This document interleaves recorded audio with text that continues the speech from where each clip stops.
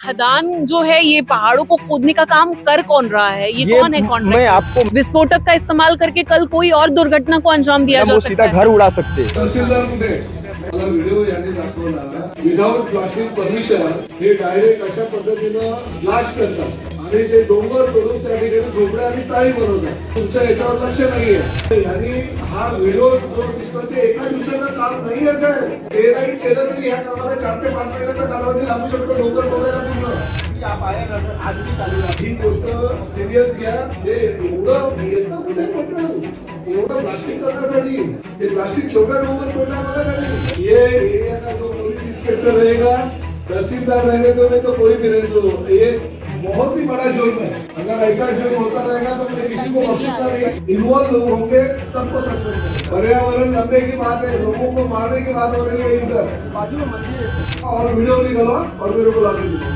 नमस्कार दर्शकों, मैं हूं आदित्य सिंह, मेरे साथ आप सभी देख रहे हैं नेशन नाव 9। कल वसई विरार महानगर पालिका के मुख्यालय में प्रताप सरनाईक जो कि संपर्क मंत्री हैं पालघर जिले के और साथ ही साथ परिवहन मंत्री भी हैं, उन्होंने कल लोक दरबार लगाया था। उस दरबार में तमाम लोगों ने हाजिरी लगाई, अपनी अपनी मांगे रखी। उसी बीच आरिफ शेख नाम का एक भाजपा का छोटा कार्यकर्ता पहुंचा अपनी मांग को लेकर। कार्यकर्ता छोटा जरूर है लेकिन मांग बड़ी थी। मांग क्या कुछ थी, उन्होंने साफ तौर पर एक वीडियो दिखाया कि पहाड़ों को किस तरीके से क्षति पहुंचाई जा रही है, किस तरीके से प्रकृति को नष्ट किया जा रहा है, छीन किया जा रहा है धीरे धीरे, वो भी विस्फोटक के माध्यम से। अब ऐसे में सवाल ये उठता है कि ये विस्फोटक कहाँ से रहे हैं। इस पर प्रताप सरनाईक ने क्या कुछ रिस्पॉन्स किया और आज का दिन है जब आरिफ वहां पर दोबारा से स्पॉट पर गए थे पंचनामा के लिए, तो क्या कुछ इस पूरे मामले की हकीकत है। बातचीत करने के लिए हमारे साथ में आरिफ शेख खुद उपस्थित है। सबसे पहले नमस्कार आरिफ, क्या बताएंगे जिस तरीके से आपकी नजर में ये मामला संज्ञान में कब आया? ये तकरीबन 7 महीने पहले ये मेरे को पता चला कि वहाँ पर पॉलीकैप बम से जो ब्लास्टिंग करते हैं ना, जिसकी कलेक्टर रहता है, पुलिस रहते हैं, उनके सब ये के बीचों बीच में ये और ये बहुत बड़ा मतलब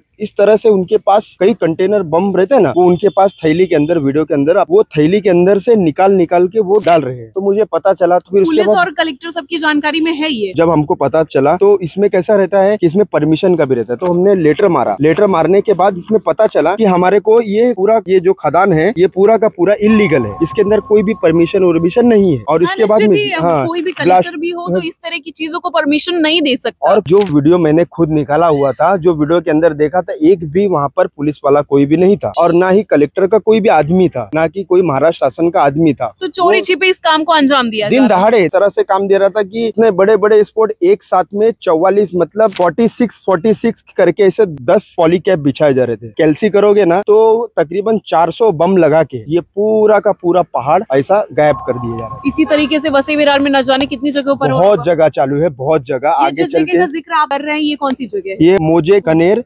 कोठारे जगह है, वहाँ पर है। और सर्वे नंबर इसका है 59-1, 59-2, 59-8, 59-1+1 है और 1/1 है। तो इस तरह की घटनाएं जो हैं ऐसी जगहों पर अंजाम दी जा रही है। मैडम मेरे पास में इस वक्त वसई तालुका में महबूब बलोच और फिरोज बलोच, वो जो उस व्यक्ति है ना, उसके पास इसके पहले भी उनके ऊपर पॉलीकैप बम रखने का आरोप लगाया था और पुलिस ने उन्हें पकड़ा भी था। और उसके बाद से भी जब ये पूछताछ इंक्वायरी किया गया तो ये महबूब बलोच का ही काम है, महबूब बलोच ने ही किया ये। यहाँ पर विस्फोटक उन्होंने सप्लाई हाँ, किया है। पूरा का पूरा विस्फोटक, पूरा का पूरा काम, जिसकी जो जगह है ना, अगर मैं शासन से ये हाथ जोड़ के विनती करना चाहूंगा, सर नाइक साहब ने तो बहुत मेरे लिए बहुत अच्छा काम, इजी काम कर दिया है, लेकिन मैं ये चाहूंगा कि अगर महबूब बलोच को और फिरोज बलोच इनको अगर ताबे में लेके कड़क अगर इंक्वायरी करेंगे ना कि ये कहाँ से आया है, तो ये पूरा का पूरा डिटेल पता चल जाएगा। अच्छा, ये खदान जो है ये पहाड़ों को खोदने का काम कर कौन रहा है? ये कौन है कॉन्ट्रैक्टर?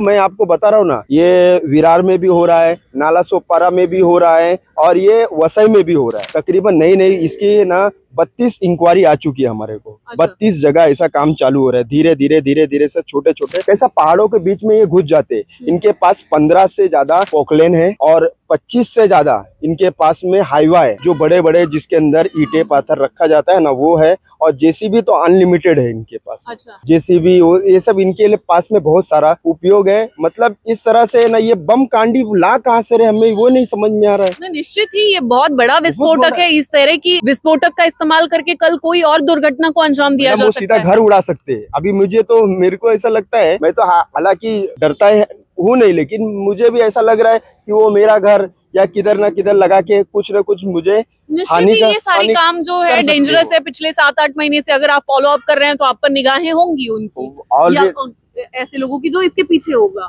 और बीच में ऐसा एक दो फोन भी आए थे, मैंने नाम नहीं लेना चाहता हूँ, उनका फोन आया था कि भाई इस मामले से आप दूर हट जाओ, उनकी बहुत लंबी सेटिंग है। तो मैंने क्या कहा, भाई जो पर्यावरण को जो ठेस पहुंचा रहा है, मुझे चाहे भले भी मरवा दो, कुछ भी कर दो, लेकिन इसका कार्यक्रम मैं पूरा करके रहूंगा। क्योंकि जिस हिसाब से ये लोग के पास में बम आ रहे हैं, कैप एक साइड में अगर 46 अगर बम लगाते ना मैडम, एक बम से इतना खतरनाक है ना कि अगर ये तकरीबन नहीं बोले तो आधा किलोमीटर तक का वाइब्रेशन देगा। ये इतना हार्ड है, ये पॉली कैप बम है मैडम, ये धमाक है मैडम, RDX से ही है, छोटा मोटा ये जुर्म नहीं है, बहुत बड़ा जुर्म है। क्या लगता है पुलिस प्रशासन को इसकी जानकारी नहीं होती होगी?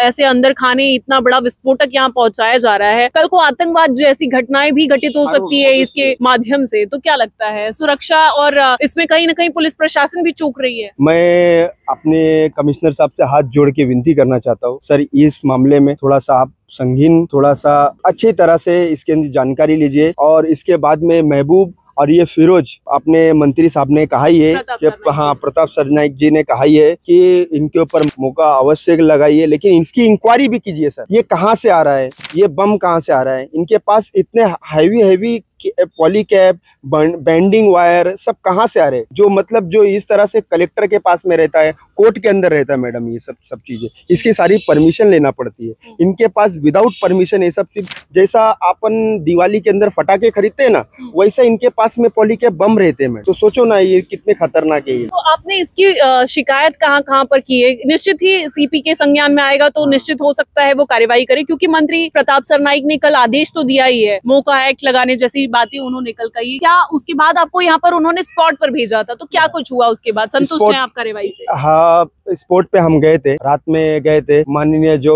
हजारे साहब है मांडवी के, वो भी आए थे।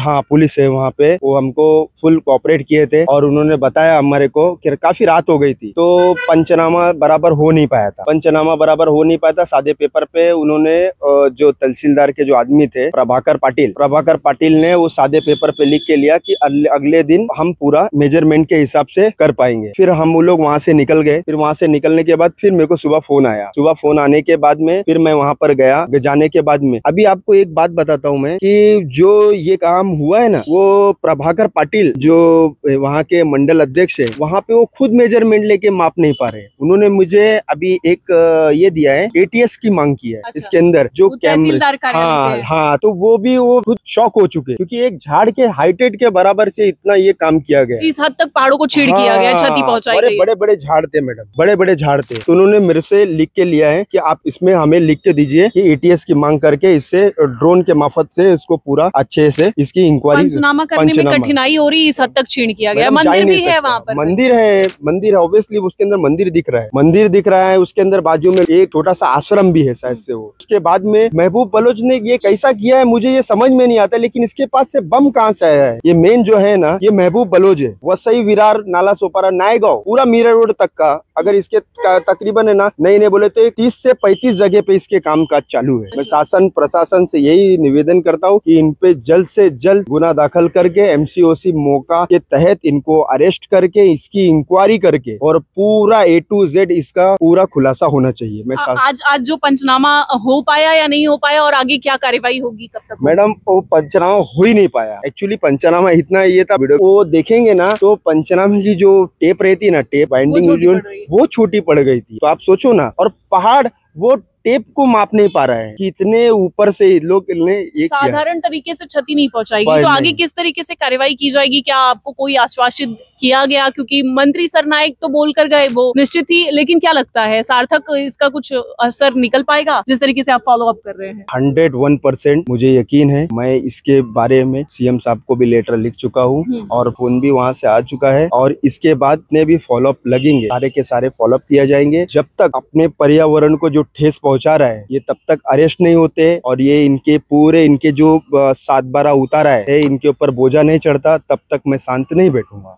कार्रवाई करवा के ही मैं मानूंगा। डर नहीं लगता आपको? किसी भी चीज से डर नहीं लगता। देखो आए हैं तो जाना ही है। पर्यावरण को नहीं बचा पाए तो किस काम का, अपनी देश की मिट्टी को नहीं मैं बचा पाऊंगा तो किस काम का मैं नेता हूँ। धन्यवाद। तो ये थे आरिफ, साफ तौर पर इनका कहना है कि यहाँ जो जिस तरीके से पर्यावरण को क्षति पहुंचाई जा रही है, पहाड़ों को पूरा सीधे सीधे तौर पर जिस तरीके से निगल लिया जा रहा है ये विस्फोटक बॉम्ब लगाकर, इसे रोकना होगा। और इसे रोकने के लिए आरिफ सामने आए हैं, लगातार फॉलो अप कर रहे हैं। हालांकि कल लोक दरबार में मंत्री प्रताप सरनाईक ने साफ तौर पर कहा है कि ये जघन्य अपराध की श्रेणी में आता है, इस पर जितनी कठोर कार्रवाई की जानी चाहिए वो की जाएगी। इसे बड़े सीरियस तरीके से उन्होंने लिया है, लेकिन क्या कुछ सीरियस कार्रवाई होती है या नहीं होती है ये सब कुछ देखना होगा। बुलंद इरादों की बुलंद आवाज।